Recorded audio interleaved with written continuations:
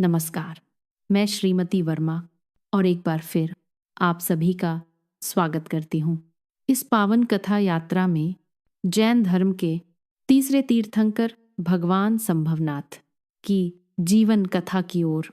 पिछले अध्याय में हमने देखा माता सेना के दिव्य स्वप्न और वे अलौकिक संकेत जो यह बताते थे कि एक महान आत्मा धरती पर अवतरित होने वाली है। आज इस द्वितीय अध्याय में हम साक्षी बनेंगे उस पावन क्षण के जब वह दिव्य बालक धरती पर प्रकट होता है, उस जन्म के जो केवल एक शिशु का नहीं बल्कि एक युग के आरंभ का सूचक बनता है। तो आइए मन को शांत करें, हृदय में श्रद्धा जगाएं और प्रवेश करें उस मंगल घड़ी में। अध्याय 2 दिव्य अवतरण। भगवान संभवनाथ का जन्म। समय अपनी मधुर गति से आगे बढ़ता गया। माता सेना के गर्भ में वह दिव्य आत्मा शांत और पवित्र भाव से विराजमान थी। जैसे जैसे महारानी का समय निकट आता गया, वैसे वैसे श्रावस्ती नगरी में अद्भुत परिवर्तन होने लगे। वायु और भी शीतल हो गई, वृक्षों पर असमय पुष्प खिलने लगे, नदियों का जल स्वच्छ और मधुर हो उठा।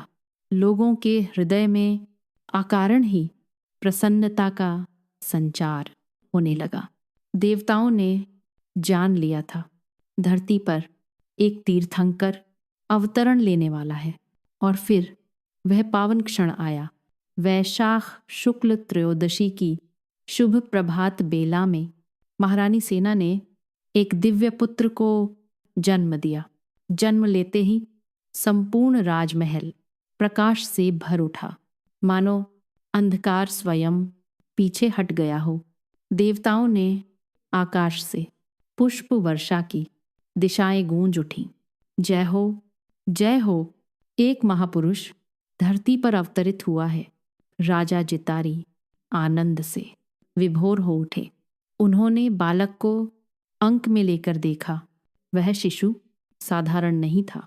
उसके मुख पर अद्भुत शांति थी। नेत्र मानो करुणा से भरे हुए थे। उसके स्पर्श से भी हृदय को शीतलता मिलती थी। राजा ने कहा, यह बालक केवल हमारा पुत्र नहीं, संपूर्ण संसार का कल्याण करता होगा।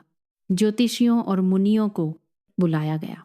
उन्होंने बालक के लक्षण देखकर कहा, यह बालक या तो संपूर्ण पृथ्वी का सम्राट बनेगा या फिर मोक्ष का पथ दिखाने वाला तीर्थंकर होगा।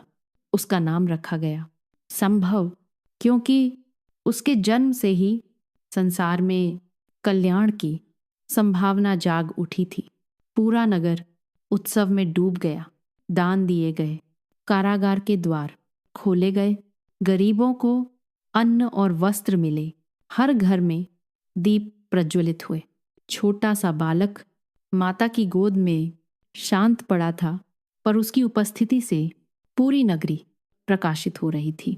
यह केवल एक शिशु का जन्म नहीं था, यह था धर्म, करुणा और मोक्ष पथ का अवतरण। और इसी दिव्यता के साथ आगे बढ़ती है भगवान संभवनाथ की जीवन कथा।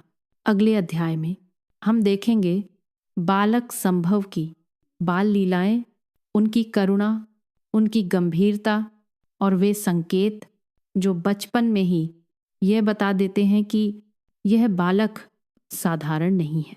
उस पावन कथा के लिए हमारे साथ बने रहिए। नमस्कार। अपनी भावना कमेंट में ज़रूर साझा करें। आपका एक लाइक हमारे लिए हौसला है और शेयर करना ना भूलें। हमारे साथ इस सफ़र में बने रहें। चैनल को सब्सक्राइब ज़रूर करें। दिल से धन्यवाद।